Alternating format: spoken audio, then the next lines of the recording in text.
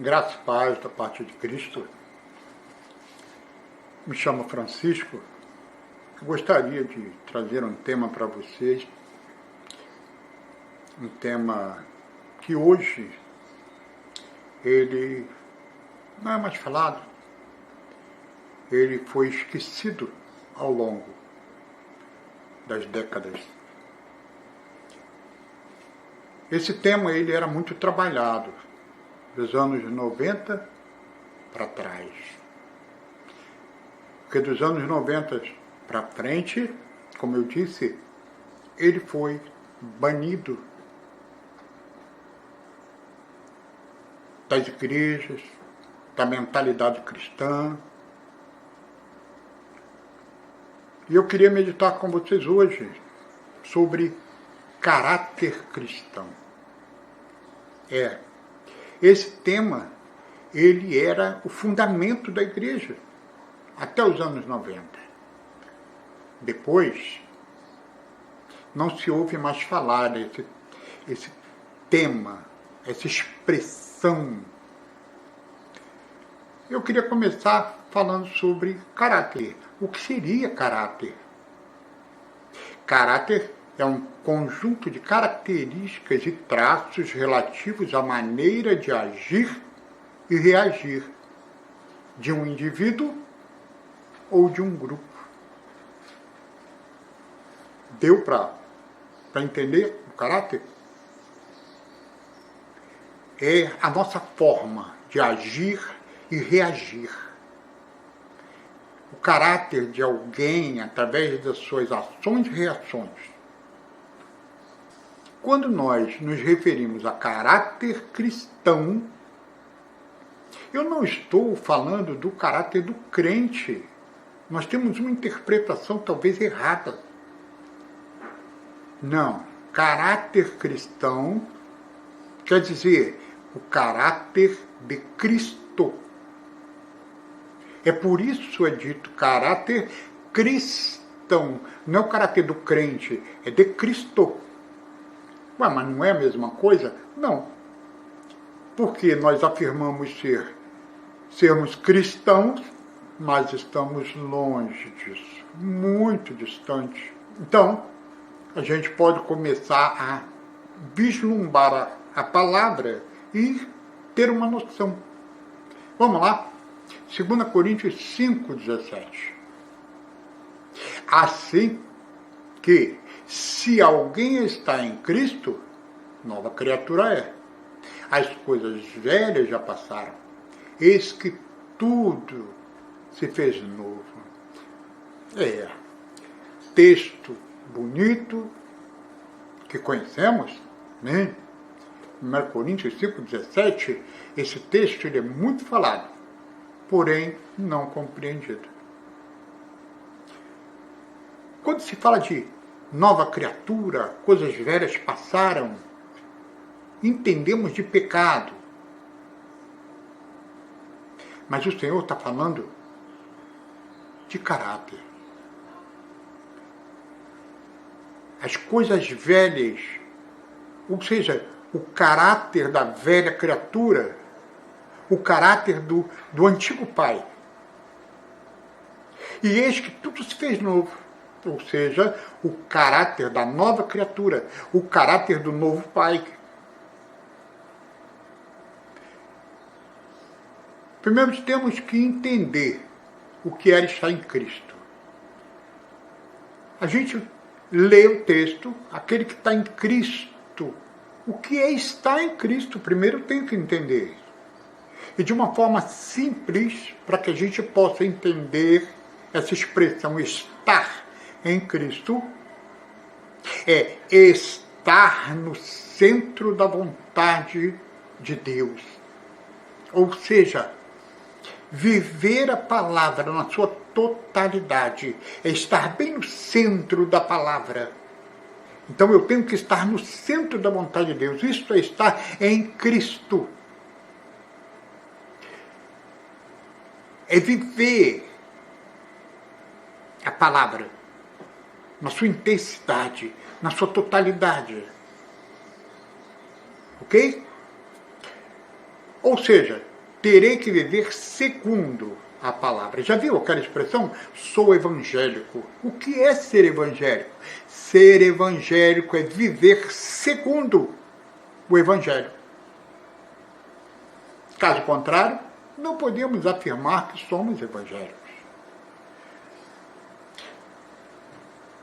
É através da palavra que vamos conhecer o caráter do Criador, o caráter do nosso Salvador, o caráter do novo Pai. É só através da palavra. Não existe outra forma. Ok? O caráter dessa nova criatura é o caráter desse novo Pai. Caso contrário, continuaremos vivendo o caráter do antigo pai, Adão. Faz-se a afirmação de que se é cristão, porém, não se compreende que ser cristão é viver como Cristo. 11:1 diz: sede meus imitadores, como também eu sou de Cristo. Olha o que Paulo afirma.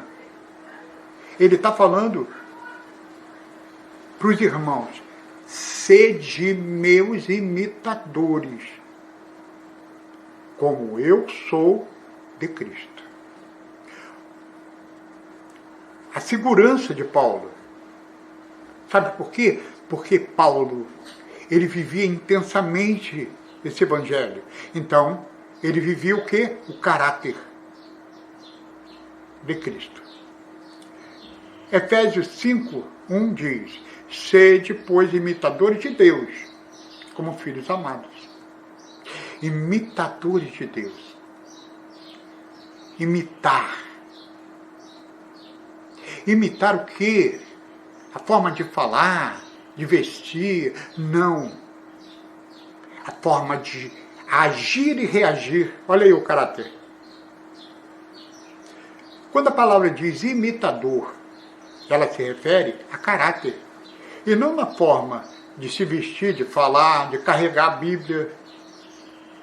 Essas coisas, presta atenção, essas coisas, elas são resultado do caráter. Nós vemos pessoas que vão à igreja, levantam a sua mão no domingo à noite e na segunda-feira está de terno, gravata, vestidos lá no pé, dando glória, aleluia, querendo mostrar para as pessoas que elas se converteram. A conversão é algo natural. A transformação, a mudança, ela acontece a partir da libertação que a palavra nos concede. À medida que vamos sendo libertos pela palavra, essas mudanças no comportamento, na vestimenta, na forma de falar, elas vão acontecendo naturalmente através da palavra. Acreditem,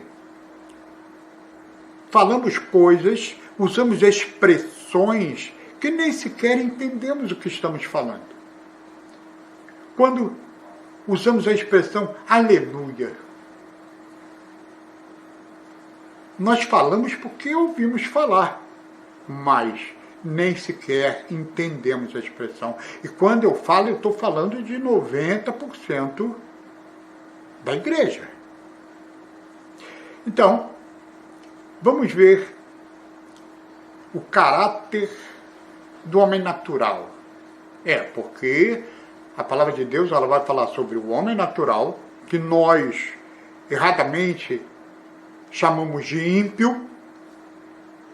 Homem natural é aquele que não tem a Cristo, que não aceitou a Cristo como seu Senhor. Esse é o homem natural. Se nós formos entender a expressão ímpio, ela é muito pesada. Ou seja, continuamos vivendo o caráter do nosso pai Adão. Vamos conhecer aí um pouco do caráter das ações e reações do nosso pai adâmico. Vamos lá para Gálatas 5, 19 a 21. Mas, olha bem, vamos entender que as Escrituras Sagradas não foram escritas em português, na língua portuguesa. Elas foram escritas parte em grego, parte hebraico e um pedacinho de aramaico. Tá bom? Então vamos lá. Gálatas 5, de 19 a 21. Porque as obras da carne, porque o caráter de Adão são manifestas, as quais são. Aí começa. Adultério. Quando a gente fala em adultério, pronto, a gente vai para o português. A gente entende que é o homem casado e a mulher casada traírem. Adultério vai muito além disso, tá bom? A palavra adultério vem de adulterar. Adulterar, tirar a forma original de alguma coisa. Mas é o que mais fazemos, cometemos adultério até na própria palavra de Deus. Fornicação, puxa, fornicação. Certa vez, um jovem da minha igreja, um adolescente, me fez uma pergunta: pastor, o senhor nunca falou de camisinha para nós? Eu disse para ele: eu nunca falei para você de preservativo, porque eu já falei para você sobre fornicação. E perguntei: o que é fornicação? E ele disse: é a relação sexual de pessoas não casadas. E aí ele foi me pedir desculpa. Fornicação. Nós temos que entender o sentido das palavras. Impureza, lascívia. Olha que nome bonito. Lascívia. Nós cometemos lascívia dentro da igreja. Lascívia. Lascívia é o despertar do desejo oposto. O desejo oposto. Usamos roupas sensuais na igreja. As mulheres. Hoje estamos vendo homens na igreja com calças que chamam a atenção, assim como as mulheres. Isso é lascívia. Nós não sabemos o que é. E falamos que somos cristãos. Vivemos o caráter de Cristo. Seu caráter de Adão, meu irmão. Acorda. Conheça a verdade para que ela possa te libertar. Idolatria. Idolatria. Isso não, pastor. Nem adianta que eu não sou idólatra. Sabe por quê? Assim como nós acusamos os católicos de serem idólatras, idolatria não está relacionada somente à imagem. Eu vou dar uma definição de idolatria para você melhor. Idolatria é colocar Deus em segundo lugar. Mas eu tenho uma notícia horrível para você. Deus não aceita segundo lugar. Se ele não for primeiro lugar na sua vida, ele não está nela. Feitiçaria, olha, feitiçaria eu não faço. Eu não faço. Dentro de feitiçaria está fofoca. Pastor, então eu estou com problema. Então eu sou uma feiticeira, porque vai vendo aí o caráter do seu pai, adâmico. Inimizade. Eu não vou explicar isso porque, né? Porfias, imulações, iras, pelejas, dissensões. Esses 5 itens que eu falei, eles estão ligados a aquela pessoa que gosta de descer do salto, rodar baiana, entendeu? Para você entender a linguagem popular, né? Porque a gente fica falando linguagem de crente e nem sequer entende, mas a linguagem popular nós entendemos. E esses cinco itens que nós citamos agora, do caráter de Adão, Eles estão falando desse tipo de crente. Entendeu? Que gosta de descer barraco. Pois é, cuidado. Esse caráter não é de Cristo. Heresias, invejas, homicídio. Homicídio. Homicídio. Não, pastor, essa eu estou fora. Nunca matei ninguém. Sabe por quê? Porque quando você olha homicídio no português, você entende que é enfiar faca em alguém ou dar um tiro nessa pessoa. Mas aqui, ele está falando em matar a fé, a esperança, a alegria. Quantas pessoas já abandonaram a igreja, já abandonaram Cristo, porque você cometeu homicídio contra essa pessoa?